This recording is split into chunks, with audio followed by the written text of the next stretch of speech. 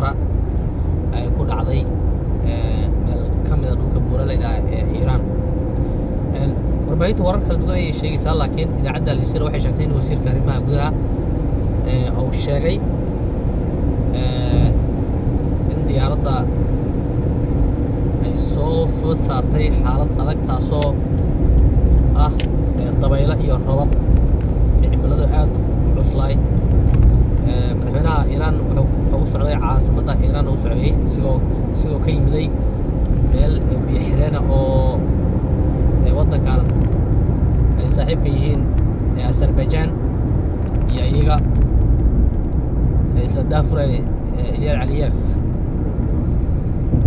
anyway sorry si walba ahaataba waa loo yaaba arrintaas sababtoo ah waxay leeyihiin warbaahintu wararka dilqaafka ee halkaas ka soo baxay waxay sheegayaan in wasiiro muhiima ay la socdeen madaxweynaha xaaladahaas oo kalena waa aaday xanuun maanta iska ogsoontiin marka iiraanna cadow badan ay leedahay waxaa ka mid ah israel iyo waxaa ka mid ah waddanka macalinka weyn ee shaydaanka ah ee maraykanka marka iyo britain iyo reer galbeed oo dhan marka way ku farayareysay sirdoonkoodu aad ay ugu mashquulsan yihiin khaasatan markii muxuu ahay ay ka dhigeen dhibad qoyday israa'iil ka dhigeen dhibad qoyday mataqaan adiga dhibad qoyday marka lala duceeyo iiraan inkastoo shiicadda haddana waxay gaashaanka islaamka eeday sababtoo ah wadamada oo lagu cuucin jiray gaalada oo go-aanka fiican go-aanka adag lahaa ay ka mid yihiin waa iiraan marka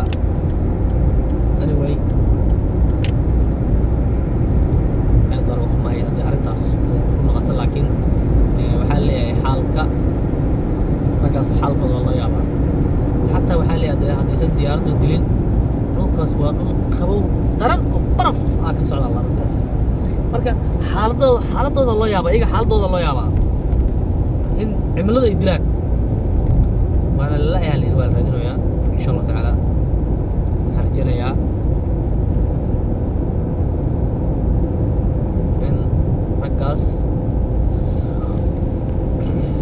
degdeg loo arko insha allah warar soo kordho isla socon doona insha allah